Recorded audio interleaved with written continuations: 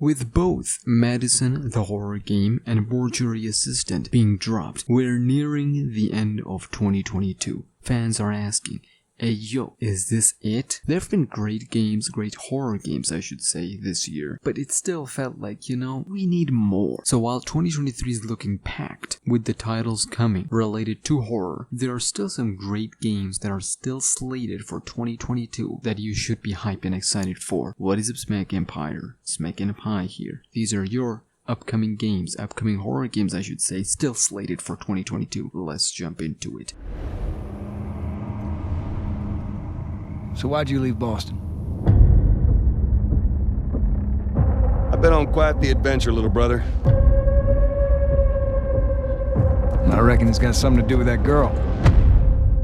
It's got everything to do with that little girl. We're gonna start off with my favorite one, The Last of Us Part 1. This is a remake to the first Last of Us, dropped in 2013 for PlayStation 3, then got remastered for PlayStation 4, and now it's coming as a remake for PlayStation 5 next month in September. Super duper excited for it. Last of Us is indeed a survival horror. It's a zombie game, but it's a survival horror game, sure. The human interactions, the narrative, the story of humans, they take priority. That's what makes the game good. It's still horror. Have you seen the Rat King boss fight? Or the Runners? This game, especially part 1, has some great horror elements. Watch out for it because I know I will.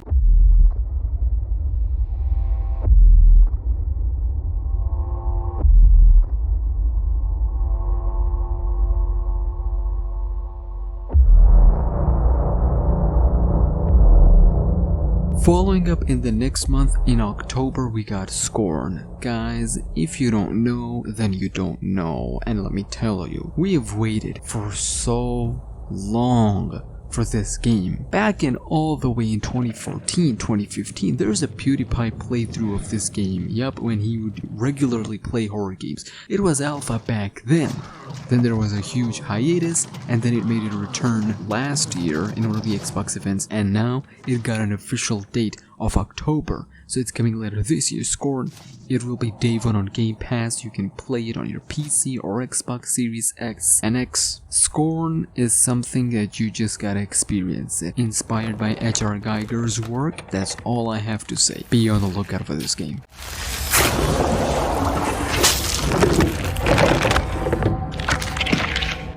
Lonnet Entertainment. Charles Lonnet, please. Speaking. My name is Grantham DeMett. I'm in a privileged position. What do we know about this guy? He's rich, he's a recluse, he's obsessed with H.H. Holmes. Totally sane, I'm Then, sure. in the month following that, Dark Pictures season finale, aka The Devil in Me. And I guess wondering, Smack, the developers of this game, Supermassive Games, they don't rest.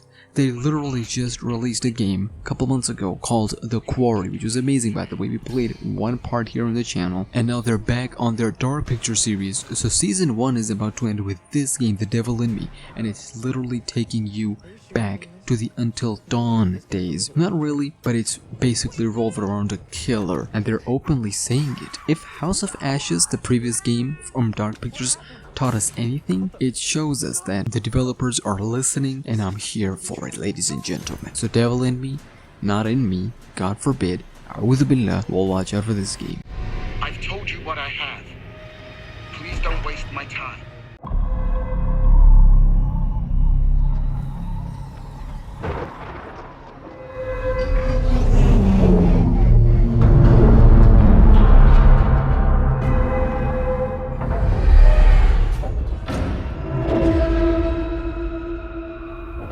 Take a look outside.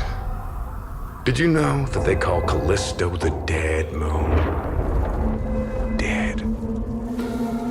Just like you would have been if I hadn't fished you out of that wreck. Callisto Protocol, ladies and gentlemen, we made a video on this, reacting to it, a Dead Space inspired. Actually, some of the people worked on Dead Space actually working on this game. I mean, look at this, ladies and gentlemen. Do I even have to say anything? Do I even have to say anything? Look! On a dead planet with graphics like those, with monsters and their horrific designs like this. Sign me up. When I first saw the gameplay, I was like, yep, I don't want to see anything anymore. This is me. Every time I see the gameplay and I'm satisfied, I don't want to see anything. I don't want to hear the developers telling the story or how the game... No, that's it. I'm hooked. I'm ready for December. Here I come. Callisto Protocol later this year.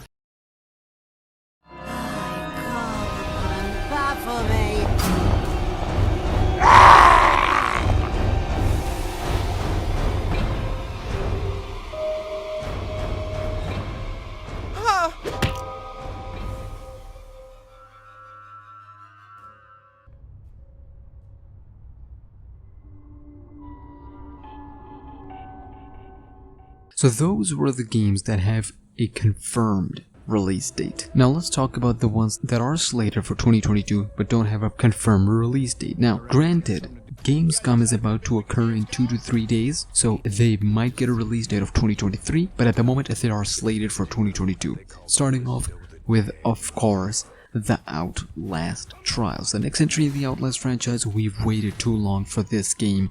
We waited too long for an Outlast entry. Whether you are an OG, whether you are a young gun, a new Outlast game is deserved by each generation. Whether you're from 2013 days, whether you're from Outlast 2 days, you still deserve to play an Outlast game.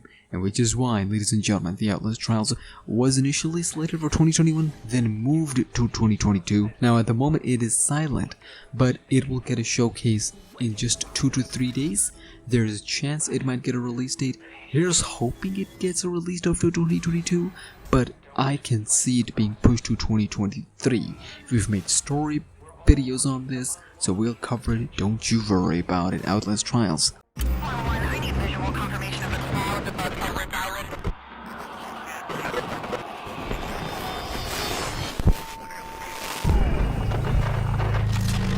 Then, ladies and gentlemen, this one is a little bit uncanny for a lot of you because most of you might not even know about this game. Oxenfree 2 Lost Signal, a sequel, or can be played as a standalone game to Oxenfree the original, which was insane, ladies and gentlemen. The original was a supernatural, horror, graphic adventure, choices-based game. Alright? The voice acting, insane. It was by Night School Studio. They brought some of the insanely talented voice actors.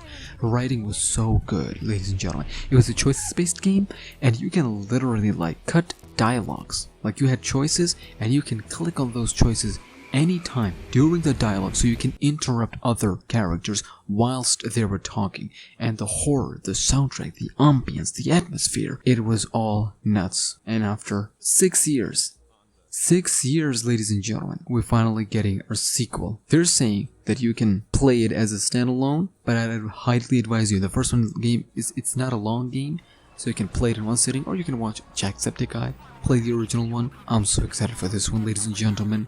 Cannot wait for it. This will mess with your head, the first one, and I believe that they're gonna one-up this game as well.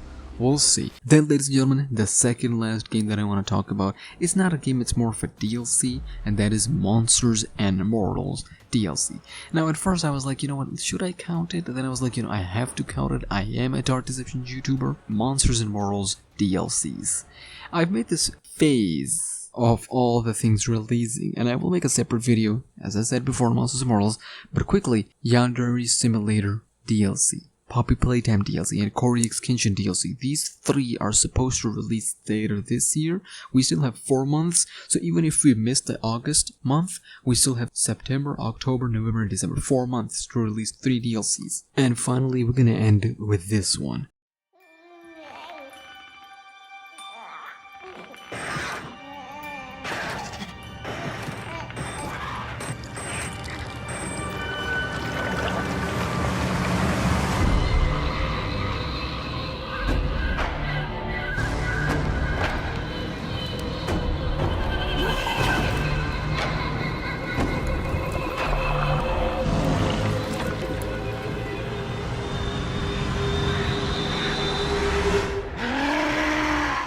Yep, Man, I'm telling you, horror games, man. I'm pretty sure this will be pushed to 2023 as well, so I'm not gonna say much on this. I'll save this one for later. Let me know which game are you excited for the most, still slated for 2022. I'll see you in couple days with Gamescom, Outlast, Trials, whatever info we get. Until then, Susu, yay.